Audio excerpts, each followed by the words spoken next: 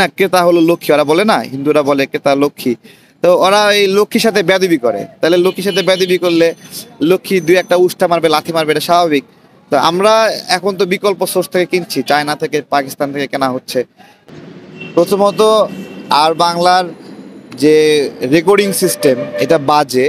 একটা দিয়ে video record করে আর একটা দিয়ে ফোনে কথা বলে। যেটা কথা দুটা একসঙ্গে যায় না, এটা আপনারা খেয়াল করেছেন। আমাকে প্রশ্ন করছে, আমি যখন উত্তর দিচ্ছি তখন সে অন্য অধ্যায়ে চলে গেছে, এরকম একটা ঘটনা ঘটে। এটা যখন বুঝতে পারলাম তখন বুঝলাম যে বেশি কথা বলে লাভ নাই। জাস্ট মানে এটা হলো নয়েজ ডেভেলপ করবে, কোনো আলোচনা হবে না। তখন যতটুকু অল্প কথাই উত্তর দেওয়ার মানে সুযোগ ছিল সেটা চেষ্টা করছি। হ্যাঁ, এখন আপনার সব সময় তো সঠিক কথা মাথায় ওইভাবে আসে না। এটা সৃষ্টিকর্তা কখন, আমরা তো যে কথাগুলো বলি এগুলো আল্লাহ আমাদের মুখে দিয়ে দেয়, বুদ্ধিতে দিয়ে দেয়, তখন আমরা বলে ফেলি।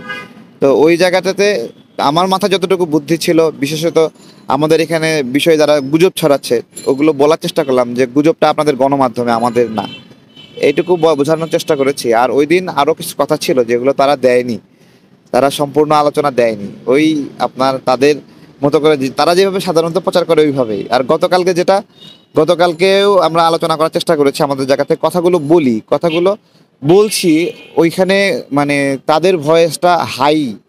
এটা আপনারা জানেন, শো আলোচনা যারা করে এটা আধুনিক যন্ত্র, সেখানে আপনার হলো শব্দ, কোনো একটা আলোচককে তার কথাগুলোকে ডিম করা যায় বা নিচু করা যায়। হ্যাঁ, ওই রকমই খেয়াল করেছেন। আমরা জোরেই কথা বলছি, কথাগুলো আসতে যাচ্ছে, ময়ূকের কথাগুলো জোরে জোরে যাচ্ছে। ঠিক আছে, তারপরেও যতটুকু চেষ্টা করছি আপনার হলো বলছি।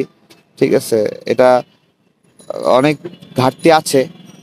চেষ্টা করি তো, দেশকে ভালোবাসি না, দেশের প্রতিনিধিত্ব করার সময় সমস্ত ধ্যান খেয়াল রেখে বুদ্ধি দিয়ে কথা বলার চেষ্টা করি। সব সময় সমান আউটপুট আসে না। তখন আমরা দেখেছি যে ময়ূক রঞ্জন যেভাবে বাংলাদেশ নিয়ে বিদ্বেষ ছড়াচ্ছিলেন, সেই বিষয়ে কিন্তু ভারত খোদ পশ্চিমবঙ্গের মানুষরা কিন্তু তার বাড়ির সামনে আলো এটা তো আমি ওই আলোচনায় আমি কথা কম বলার কারণ হলো আমার কথাগুলো তারা ভিডিওতে দেখাচ্ছিল। যেমন ময়ূককে আমি মানে মৃগী রোগী বলেছি, তাদের সাংবাদিকতাকে আমি মৃগী রোগীর সাথে তুলনা করেছি। তারা লাফালাফি করে, উত্তেজনা করে, এটা আমার কথাটাই দেখাচ্ছে। তারপরে এরপরে আমার আর কি বলা থাকে, মানে ওদের প্রতিক্রিয়াটা মানুষ দেখছিল যে এই মৃগী রোগী বলার প্রতিক্রিয়া কি। যখন বললাম ভারতীয়দেরকে লাথি দিয়ে বের করে দিতে হবে, আমার কথাটাই ওখানে শোনাই দিছে। এই শোনানোর পরে আমি আবার কি বলবো, এটা তারা কি প্রতিক্রিয়া জানায় সবাই দেখলেন, জানলেন। ঠিক আছে, কথা যদি বলাই ফেলে, নতুন করে আমার কি বলার থাকে, আমার কথাই তো শোনাচ্ছে। এক্ষেত্রে আমরা দেখেছি যে প্রথম থেকেই যখন বাংলাদেশ বিদ্বেষ নিয়ে উনি কথা বলছিলেন, বাংলাদেশ আমদানি রপ্তানি বিষয়ে খোদ পশ্চিমবঙ্গের লোকেরা তার বাড়ির সামনে আলো পটল নিয়ে জি জি, মানববন্ধন করছে। কিন্তু আপনাদের পক্ষে তো আমরা এখনো দেখতে পাচ্ছি যে আপনারা আমদানি করবেন না, আপনারা ভারত ছাড়া চলেন। দেখেন আমরা যে গতকালকে যে ইয়ে ছিল, ওরা বলছিল আমদানি করেন। এখন আমাদের টাকা আছে, আমি ওটাই বলছিলাম যে আমরা সামর্থ্যবান। আমাদের আমাদের মাথাপিছু আয় কত? ২৭০০ মার্কিন ডলার। ওদের মাথাপিছু আয় কত? ১১০০ মার্কিন ডলার। ওদের ত্রিপুরায় কত? ৮০০ মার্কিন ডলার। আসামে হলো ৯০০ মার্কিন ডলার। এই তো ওদের আয়। আমাদের ২৭০০ মার্কিন ডলার। আমাদের ক্রয় ক্ষমতা বেশি, আমরা ক্রয় করতে পারি, এই জন্য তারা আমাদের এখানে বিক্রি করার একটা ইন্টেনশন রাখে। তাদের চেষ্টা, তাদের তদবির, তাদের ধ্যান খেয়াল, এখানে বিক্রি করলে একটু পয়সা পাবে।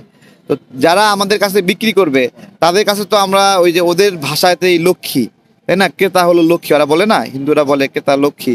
তো ওরা এই লক্ষ্মীর সাথে বেয়াদবি করে। তাহলে লক্ষ্মীর সাথে বেয়াদবি করলে লক্ষ্মী ২-১টা উষ্ঠা মারবে, লাথি মারবে, এটা স্বাভাবিক।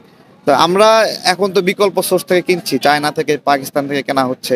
এরকম আরো ডাইভার্সিফাই হবে। এখন কি ভারতের বাণিজ্য কমেনি?